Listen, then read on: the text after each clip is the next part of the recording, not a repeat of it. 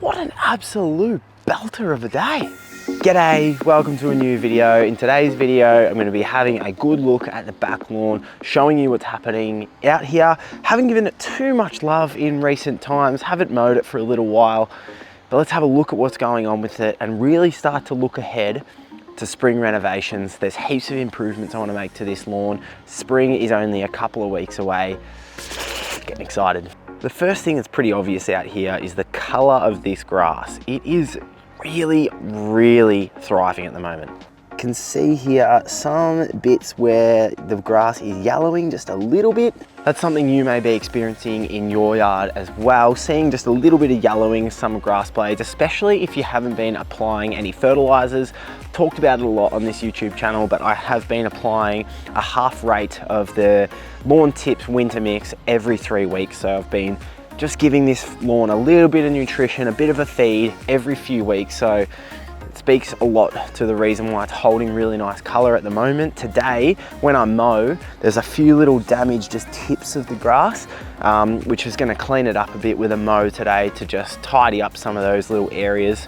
We did actually this morning have a pretty decent frosts. Where I am, we don't get really harsh, hard frost. It was interesting to see that area over there that I'm rotary mowing have a lot more frost on it this morning than the rest of the main lawn, but nonetheless, getting some of those frosts. But thankfully, it's the back end of winter and it's not gonna do as much damage, or the damage that it does do is gonna be reversed and improve as we move into spring. Now, weeds is something that I'm gonna be talking about and planning for. I've started to, as winter goes along, get some of these annoying grassy weeds pop up. Probably a lot more noticeable when you're actually here and standing in the yard, but there are just little patches where there's annoying bits of grassy weeds. So later in the video, I'll talk about my weed control and the few things that I'm gonna do in regard to controlling weeds and preventing weeds in the upcoming weeks. And one of the big problems I've got in this lawn is particularly along this strip of grass here, into that back corner and alongside that garden bed, is that it's extremely soggy. Things have dried out a lot in recent weeks where we haven't been getting as much rain. I am a little bit worried, I've said that a few times, but I am a little bit worried for the summer to come and the lack of rainfall and everything. But certainly alongside this garden bed, that back corner is an area where there's lots of work to be done, lots of improvements to be made that I will be planning for coming into my renovation season. Now, let me grab this mower and talk you through a bit of a mishap that I had.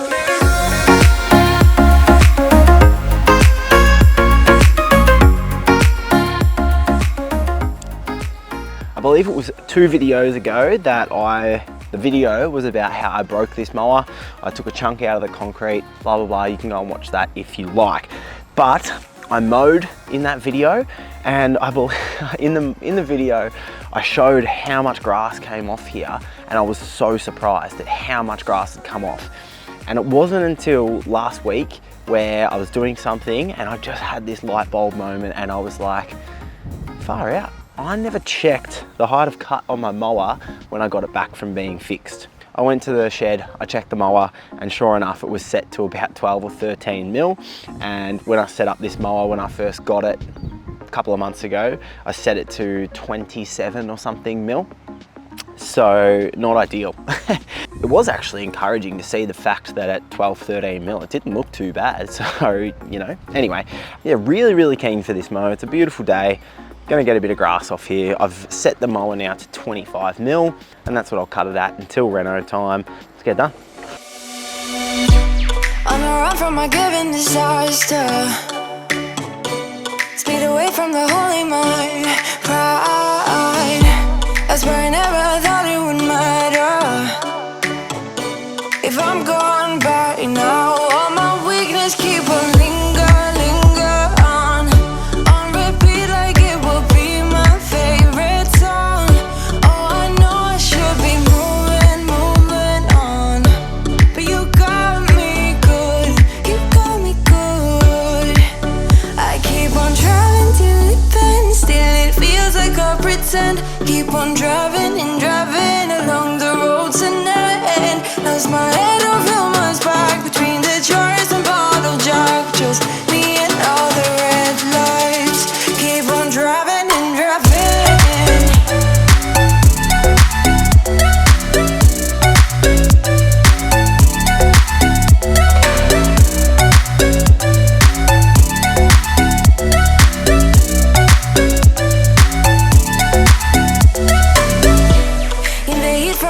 California.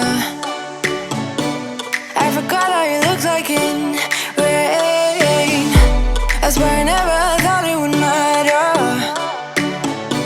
if I'm gone by now. All my weakness keep on linger on. Well, something I reckon is pretty cool is that second cut only took me 20 minutes. So the first one I stuffed around, I posted on Instagram once or twice, but 20 minutes single cut is really good. 40 minutes I'll be for a double cut coming into the season with this bigger mower. I'm stoked about. Here's the clippings. That's probably, if you put that into your normal rotary mower, which a lot of people would be familiar with, that's probably nearly a full catcher, most of a catcher, which for a scalp 2 weeks ago at 12 mil, and then today 25 mil, I'm pretty happy with that. That's a decent amount of growth that's happening in the final month of winter. Now, a lawn renovation, what's the go with it? Well, with a house renovation, what are you doing? You're taking out part of your house which is crappy, that you don't like, that's old, that needs refurbishing, and you replace it, you freshen it up, you paint it, whatever that may be. So the same thing is what we do with our lawns. Over time, they build up dead organic matter just from mowing and general practices, and they can become, you know, thick and overgrown, spongy, those kinds of things. Some of the, I guess, side effects of this is that it can stop water and nutrients getting down into your soil and just overall decrease the health of your lawn, make it harder to mow, make it not look as good over time. But firstly, in terms of preparation, what I'm going to be doing out here in about 2 weeks' time is applying a pre-emergent herbicide. That is going to be Spartan, a pre-emergent which is going to stop weeds growing in the first place in this lawn. Then as well, before a lawn renovation, you want to kill any existing weeds that you do have. So that's what I talked about, some of this grassy stuff that's out here. I'm going to spray a herbicide called LAWN which is going to take care of, it should take care of most of these grassy weeds, and it will also kill some other things like oxalas and clover and some of those common, more broadleaf sort of weeds as well. And then in terms of a lead up to a renovation, what you need to consider is the timing. So for me, we are hosting my mother-in-law's 60th birthday here in the middle of October. Then we're going to be home for a week. Then we're going to Queensland for a week. So the start of November is when I'm going to hit this lawn with a renovation, when I'm going to be able to do all the work uninterrupted, and then I'm going to be able to look after it in the week or two afterwards, where it's going to need a lot of water and moving around sprinklers and that type of thing. So the first thing I will personally be doing with my lawn renovation is scalping. Some people like to verticut or scarify first. I, without having a good quality verticutter or access to one or owning one, like to scalp first. So what that means is dropping the mower, for me personally, as low as it goes. You might not want to drop as low as it goes. You might just drop 1 or 2 notches just to give it a light scalp, depending on the time you've got and all those sorts of things. So we're scalping with this using this scarifier, this Ryobi scarifier, which has got these vertical blades that you can see in here. And what they do is those blades will dig down into that dead thatch layer of the lawn, pull it up out of there, and then I can clean it up with my rotary mower and clear out a heap of that dead stuff, which is going to allow more air and nutrients into the soil.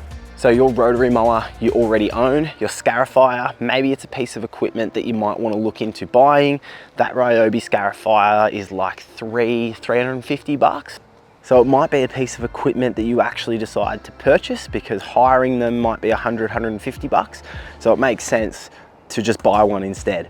The next step is the part of all of my renovation work that is going to be the most important, which is core aeration. So a core aerator is going to be digging up plugs, little plugs that go down 70, 80, 100 mils into the ground, and they pull out that material, which will then come through and get picked up with my rotary mower and removed. Now with core aeration, it is a really, really important step, but it's probably the step that maybe people skip the most, just because of the extra work of hiring the machine. You probably need a trailer, or the extra cost of hiring a trailer with it to get it to your house, all those kinds of things. It's just a bit more of a hassle, but it's one of the things that will give you the biggest benefit. Now, my entire lawn is going to benefit hugely from core aeration. It's only happened on here once since I moved in, so really going to help the soil. When I get the core aerator, I'll run over the whole lawn once, maybe twice. Not sure about the twice, we'll see. But definitely down here, I'll be wanting to go across these areas that are the worst affected by sogginess and wetness during winter 2, maybe 3 times. Definitely punch heaps of holes in there and then absolutely stack on a heap of sand.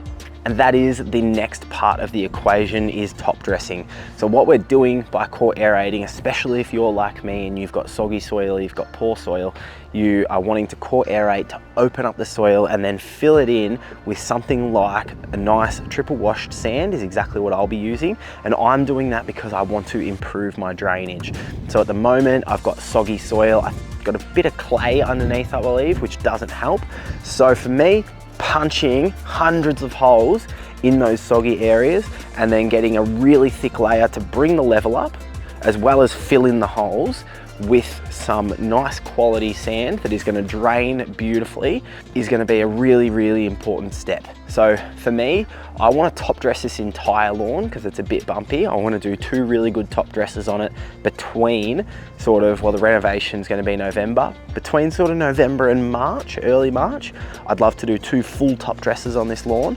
And these areas that I've just spoken about, I'd love to get 3 top dresses done. So that's something else that I'll be doing. I'll be contacting Daisy's Garden Supplies, who have, you know, I've done some work with in the past with Instagram sponsorship stuff. Awesome company to deal with. If you are in Victoria, Daisy's Garden Supplies, if they're close to you, definitely recommend using them. They've been awesome for me. So yeah, I'll be getting that organized with Daisy's, making sure I've got my sand delivered and ready to go, planning these things ahead to make sure we're all set, able to do it all. But what you also need to do as part of this renovation process is make sure you've got your products organized. So a Saliprin for grub control, which stops grubs from coming into your lawn, attacking them and eating them. A Saliprin will give you 6 months protection, so it's a really great product, as well as your granular fertilizer. Personally, the Lawn Tips Proliferate product, I'll link that. That's one that it's got such a beautiful balance of nutrients. It's a great fertilizer for pretty much spring and autumn, but it's such a great fertilizer as well that you can definitely use it in summer too. Making sure I've got those things all lined up there, ready to go, ready to use. To give you a bit of an idea, out here on this 500 square meter back lawn, I'm pretty much going to be allowing a day to scalp and scarify, and I also would like to hire a top dressing machine for this backyard, rather than trying to shift all that sand by hand, because it's a lot of sand. It's going to be a lot of sand. But yeah, I'll probably be looking to spend a day core aerating and then applying fertilizer or whatever it may be, returning the core aerator, that sort of thing. And then I'll be looking to probably account for a day to drive to pick up the core aerator, come back, spread the sand, level it out, take the machine back, and that'll be that. Having said all that, there's absolutely no reason why you can't scalp and scarify one weekend, top dress and core aerate the following weekend. But yeah, hopefully that video is useful, gets you thinking about some of the things that need to be done with your lawn renovation, gets you to start thinking about the stuff that you might need to book in and plan for, maybe try to call in some favors from mates and things like that.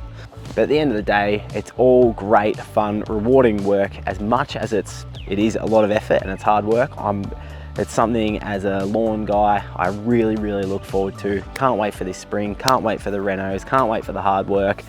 Looking forward to showing you guys how it's done as well. Maybe you just live in an apartment and you just watch these videos because you like seeing me being the idiot do everything. But anyway, thanks for watching. Hope you got something out of that. Feel free to ask your questions in the comments or in the Instagram DMs, and I'll see you in the next video.